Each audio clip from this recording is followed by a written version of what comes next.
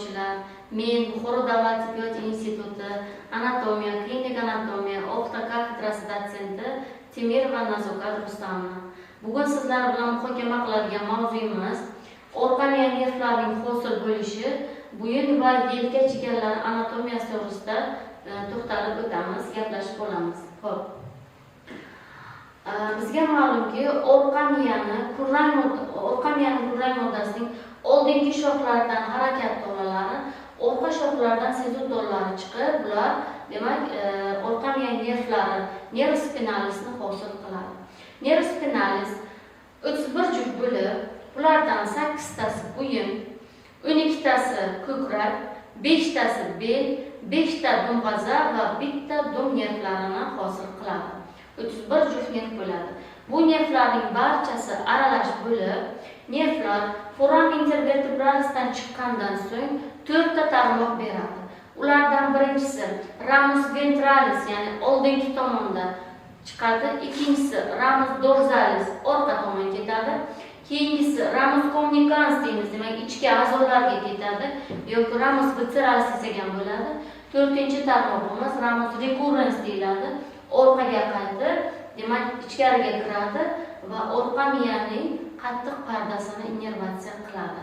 Endi orqa miyaning oldingi shoxlari ham aralash, oldingi tarmoqlari nervlarning orqa tarmoqlari ham aralash va ichki a'zolarga ketadigan hamda orqa miyaga ketadigan tarmoqlari sezuvchi bo'lib hisoblanadi. Aralash nerv degani demak sezuvchi tarmoqlari teriga yoki ichki a'zolarga, harakat tarmoqlari esa mushaklarga borib innervatsiya qiladi. Demak, orqa miya nervlarining oldingi shoxlari chigallar hosil qiladi. Demak, bizga chigallar anatomiyasini ko'radigan bo'lsak, bizga quyidagi chigallar tafovut qilinadi. Bo'yin chigari plexus cervicalis, yelka chigari plexus brachialis, bel chigari plexus lumbalis, dumg'aza chigari plexus sacralis va dum chigari plexus coccygeusdan iborat bo'ladi. Demak, turli xil ranglarda qilib berilgan, ya'ni talabalarga tushunarli bo'lish uchun.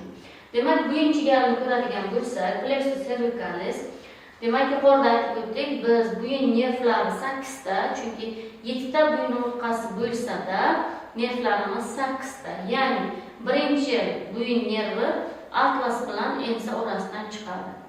Demak, plexus cervicalis birinchi va to'rtinchi, birinchi, ikkinchi, uchinchi, to'rtinchi, ya'ni C1, C4 nervlarining oldingi shoxlari qo'shilishidan hosil bo'ladi.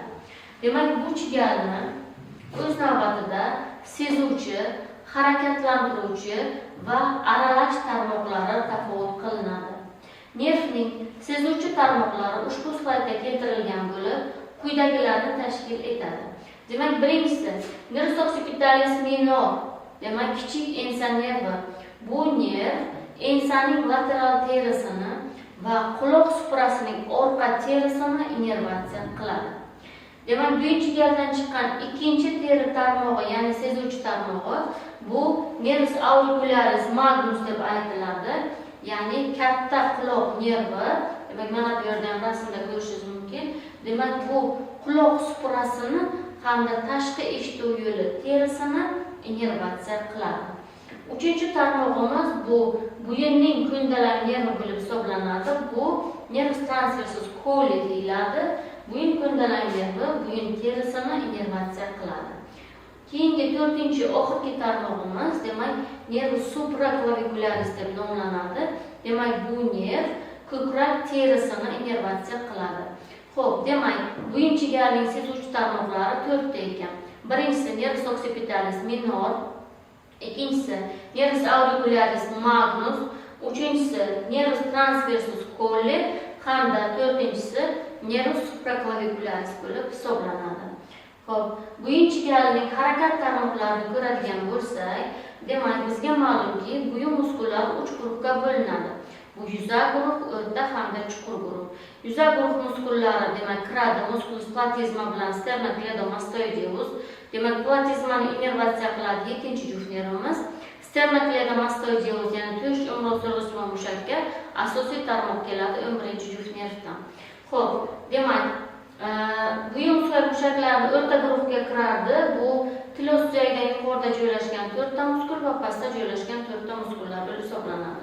Demak, diqqatingizni ushbu slaydga qaratadigan bo'lsak, demak, tilos suyagidan pastda joylashgan 4 ta muskul, ya'ni musculus sternohyoideus, musculus sternothyroideus, musculus thyrohyoideus va omohyoideuslarni bo'yin sirtmog'idan chiqqan tarmoqlar innervatsiya qiladi. Bu sirtmoq qanday hosil bo'ladi? Demak, bo'yin chigalidan chiqqan harakat tarmog'i va tilosta nervining qo'shilishidan bo'yin sirtmog'i ansa cervicalis hosil bo'ladi. Demak, ansa cervicalis bo'yin mushaklarini innervatsiya qiladi. Lekin bo'yin chigalining o'zining harakat tarmoqlari bo'yinning chuqur joylashgan mushaklarini, ya'ni bu yerda narvonsimon mushaklar va bosh va bo'yinning tasmasimon mushaklarini innervatsiya qiladi. Narvonsimon mushaklar, demak, birinchi kursda eslaymiz, bular musculus scalenis anterior, musculus scalenis medial hamda musculus scalenis posterior deb nomlanadi. Demak, xulosa qilib aytadigan bo'lsak, bo'yin chigalining harakat tarmoqlari o'z navbatida bo'yinning chuqur joylashgan mushaklarini va sirtmoq yordamida esa o'rta guruhda tilos suyagidan pastda joylashgan 4 ta muskulni innervatsiya qiladi. Bo'yin chigalidan chiqqan, demak, aralash tarmoqlarga bu diafragma nervi kiradi. Diafragma nervi nervus phrenicus deb nomlanadi. Demak, bu nerv apertura thorax superior orqali ko'krak qafasiga kirib, mana demak, bu preparatlarda ham ko'rishimiz mumkin. Demak, apertura thorax superior orqali ko'krak qafasiga kiradi va diafragmagacha boradi. Sezuvchi tarmoqlarini plevra, perikard va peritonga beradi. Ya'ni plevra o'pkalarni qoplagan parda, perikard yurak pardasi, periton va qorin pardani innervatsiya qiladi. Nervning harakat tarmoqlari esa diafragma mushaklarini innervatsiya qiladi. Diafragmani innervatsiya qilgan nerv diafragma orqali teshib qorin tomonga o'tadi, qorin bo'shlig'iga. Demak, diafragmani qorin bo'shlig'iga qaragan qismini qoplagan qorin pardani, peritonni hamda jigar kapsulasini innervatsiya qilinadi. Demak, bunda nervning nomi o'zgarib, nervus abdominophrenic deb aytiladi. Keyingi chigalimiz bizni yelka chigali, bu plexus brachialis deb nomlanadi. Demak, yelka chigali bunda demak C5, C6, C7, C8 va qisman TH1, demak 4, 5, 6, 7, 8 bo'yin segmentlaridan chiqqan nervlar va qisman birinchi ko'krak nervlarining oldingi tarmoqlari qo'shilishidan hosil bo'ladi. Demak, e'tibor qiladigan bo'lsak, yelka chigalining umroq usti kalta tarmoqlari va umroq osti uzun tarmoqlari, ya'ni supraclavicularis va infraclavicularis tarmoqlari tafovut qilinadi.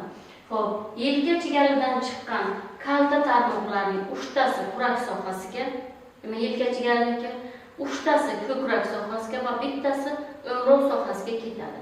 Demak, kurak sohasiga ketadiganlardan birinchisi nervus suprascapularis bo'lib, demak, bu nerv, mana skapulani ko'rishimiz mumkin, incisura scapula orqali o'tib, musculus supraspinatus va infraspinatusni innervatsiya qiladi.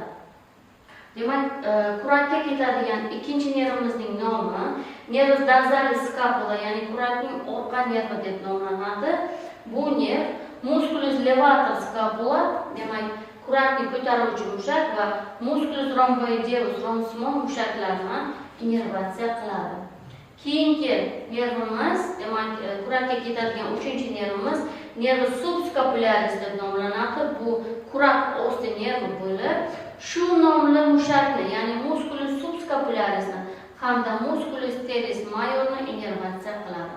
Demak, nervning yelka chigalining kurak tarmoqlari 3ta ekan. Bular nervus dorsalis scapula, nervus subscapularis hamda nervus suprascapularis bo'lib hisoblanadi.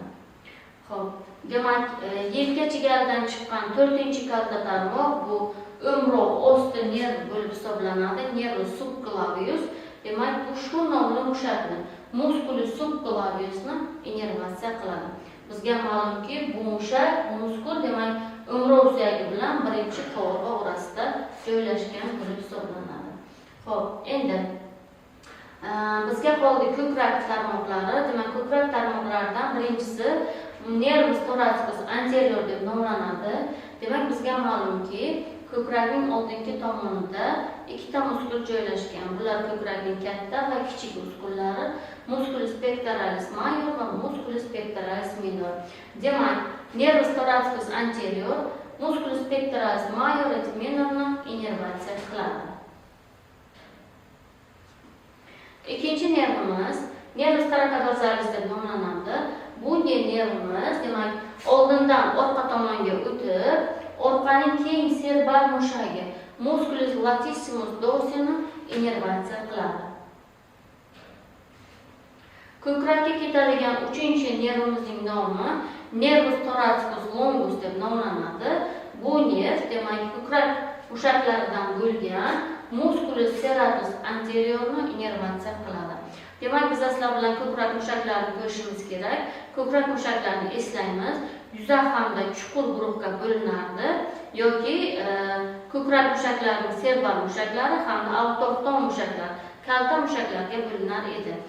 Demak, serbal mushaklarga kirardi musculus pectoralis major, musculus pectoralis minor, musculus subclavius, musculus serratus anterior.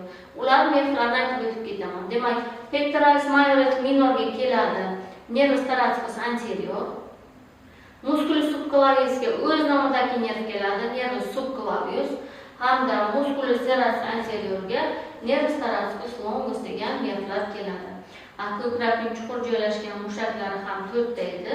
Bular qovurg'alar orasida joylashganligi uchun, demak, qovurg'alar aro mushaklar deb aytilardi. Bular musculus intercostalis interna, musculus intercostalis externa, musculus subcostalis hamda musculus transversus thorax edi.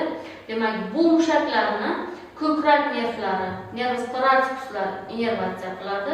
Ularning ikkinchi nomi nervus intercostalis deb nomlanib, ular har bitta qovurg'ada joylashgan egatlar sulcus costi bo'ylab yo'naladi va ko'krakning chuqur joylashgan mushaklarini innervatsiya qiladi. Ko'krak terisini esa, demak, bo'yin chigaldan chiqqan nervus supraclavicularis innervatsiya qiladi. Xo'p, yelka chigalini, kalta tarmoqlarini ko'rib chiqdik. Yelka chigalining uzun tarmoqlarini ko'radigan bo'lsak, demak, uzun tarmoqlari bular o'mroq suyagidan pastda joylashib, uchta tutdan hosil qilib joylashadi. Demak, ranglar bilan ko'rsatilgan. Demak, uchta tutdan: medial tutdan fasciculus medialis, lateral tutdan fasciculus lateralis va orqa tutdan fasciculus posterior deb nomlanadi. Demak, medial tutamlardan ko'radigan bo'lsak, bizga nervlarni o'rganish uchun sohalar kerak bo'ladi. Yelka sohasi braxiy, bilak sohasi esa antibraxiy deb nomlanadi. Demak, medial tutamdan chiqadi. Birinchi nervimiz bu nervus cutaneus brachiy medialis deb nomlanadi. Mana ko'rishlaringiz mumkin. Demak, nervus cutaneus brachiy medialis bu yelkaning medial terisini innervatsiya qiladi. Ikkinchi nervimiz mana sariq rangdagi, bu nervus cutaneus antibrachiy medialis deb nomlanadi. Demak, bu nerv ham yelkada tarmoq bermaydi. Bilak sohasiga kelganda, qaranglar, bilakning medial terisini innervatsiya qiladi. Bilak sohasining medial terisini. Keyingi medial tutamdan chiqadigan keyingi nervimiz nervus ulnaris deb nomlanadi. Demak, nervus ulnaris yo'nalishiga e'tibor qiling. Nervus ulnaris, demak, yelkada umuman tarmoq bermaydi. Mana nervus ulnaris bilak sohasiga kelganda ikkita mushakni innervatsiya qiladi. Demak, bu mushaklar musculus flexor carpi ulnaris va musculus flexor digitorum profundusning medial qismini innervatsiya qiladi, lekin teri tarmoqlarini bermaydi. Nervus ulnaris kaf sohasiga kelganda kafning ichki yuzasi va tashqi yuzasiga o'z tarmoqlarini beradi. Kafning ichki yuzasi bo'ylab 1,5 barmoq terisi va mushaklarini, tashqi yuzasi bo'ylab esa 2,5 barmoq terisi va mushaklarini innervatsiya qiladi. Xo'p, keyingi nervimizni ko'radigan bo'lsak, demak bizaga qaytib takrorlayman, demak uzun tarmoqlariga nervus cutaneus brachiomedialis, nervus cutaneus antebrachiomedialis, nervus ulnaris kirdi hamda mana ko'k rangga e'tibor qiladigan bo'lsangizlar, bu nervning nomi nervus medianus oraliq nerv bo'lib hisoblanadi. Lateral demak medial ildizchasi chiqadi. Xo'p, lateral tutamda mana qarang, e'tibor qiling. Nervus medianusning lateral ildizchasi chiqadi. Nervus medianusga e'tibor qiling. Nervus medianus yelkada umuman tarmoq bermaydi. Bilak sohasiga kelganda bilakning barcha bukuvchi mushaklarini innervatsiya qiladi va qo'lning kaftining ichki yuzasiga tushib, bo'sh barmoq tomonidan sanaganda 3,5 barmoq terisi va mushaklarini innervatsiya qiladi hamda dorsal orqa tomonidan xuddi shu barmoqlarning distal falangasini ham innervatsiya qiladi. Keyingi nervimiz lateral tutamdan chiqadigan bu nervus musculocutaneus, bu yashil nervga mana rangga e'tibor qiling. Nervus musculocutaneus mushak teri nerv bo'lib, demak o'zining mushak tarmoqlarini yelkaning oldingi guruh mushaklariga beradi. Demak, teri tarmog'ini esa bilakning lateral terisiga berib, nervus cutaneus antebrachiolaterales nomini oladi. Xo'p, orqa tutamlardan ikkita nerv chiqadi. Demak, birinchisi nervus axillaris. Nervus axillaris demak bu nervus axillaris bizaga deltasimon mushakni mana va yelkaning lateral terisini innervatsiya qiladi. Oxirgi nervimiz demak bu qizil rangda qilib ko'rsatilgan, bu bizaga nervus radialis deb aytiladi, bilak nervi. Nervus radialis demak yelkaning orqa guruh mushaklari va terisini, bilakning orqa guruh mushaklari va terisi innervatsiya qilib, demak qo'l kaftining tashqi yuzasi bo'ylab yo'naladi va tashqi tomondan 2,5 barmoq terisi va mushaklarini innervatsiya qiladi. Xo'p, demak ko'radigan bo'lsak, mana ko'radigan bo'lsak, demak bizaga umru paydo bo'ladi. Demak bizaga mana ulnaris keldi, medianus radialis keldi hamda medianusni ko'rishimiz mumkin. Xo'p, mana bu yerda ham biz umruni hosil qilamiz. Demak, ichki tomondan qaragan paytimizda mana nervus ulnaris, demak bu tomonda nervus medianus, qizil rangdagisi esa nervus radialis bo'lib hisoblanadi. Demak, qo'limizni barmoqlari va kaftlari turli nervlar tomonidan innervatsiya qilinadi. Xo'p, mana bu rasmimizda ham, slaydimizda har bitta nervning yo'nalishi bo'ylab qaysi muskullarga borishi demak izohlangan. Demak, ko'rishimiz mumkin. Agar e'tibor qiladigan bo'lsak, bizlar yelkada 3 ta teri bo'ladi. Demak, medial teri, lateral teri va orqa teri. Yelkaning medial terisi nervus cutaneus brachiomedialis, bu medial tutamdan chiqadigan tarmoq. Lateral terisini nervus axillaris innervatsiya qiladi. Nervus cutaneus brachiolaterales deb nomlanadi yuqori lateral terisini. Orqa terisi esa nervus axillaris tomonidan innervatsiya qilinadi. Muskullarga keladigan bo'lsak, bizga ma'lumki, yelkada 2 guruh muskullar tafovut qilinadi, oldingi va orqa guruh muskullar. Oldingi guruh muskulga 3 ta muskul kiradi. Bu musculus brachialis, musculus coracobrachialis hamda musculus biceps brachii, ya'ni yelkaning ikki boshli mushagi. Bu muskullar demak lateral tutamdan chiqqan nervus musculocutaneus vositasida innervatsiya qilinadi. Yelkaning orqa guruhiga esa 2 ta mushak kiradi. Bu 3 boshli mushak musculus triceps brachii va tirsakli mushagi musculus anconeus. Bu mushaklar esa demak nervus radialis bilak nervi orqali innervatsiya qilinadi. Endi bilak sohasini ko'radigan bo'lsak, bilakning ichki yuzasi tomonidan 2 ta terisini ko'rishimiz mumkin, medial lateral. Demak, nervus cutaneus antebrachiomedialis medial terisi medial tutamdan keladi. Nervus cutaneus antebrachiolaterales esa lateral tutamdan chiqqan nervus musculocutaneusning davomi hisoblanadi. Orqa terisi esa nervus radialis tomonidan innervatsiya qilinadi va teri tarmog'i nervus cutaneus antebrachiy posterior deb nomlanadi. Demak, bilak muskullarini ko'radigan bo'lsak, biz bilak muskullarini o'tganimizda, demak, bilakda oldingi guruh, lateral guruh va orqa guruh mushaklari tafovut qilingan edi. Demak, oldingi guruh mushaklari bular bukuvchilar, orqa guruh mushaklari va lateral guruh yozuvchilar bo'lib hisoblanadi. Bilakning bukuvchi mushaklarini ikkita nerv innervatsiya qiladi.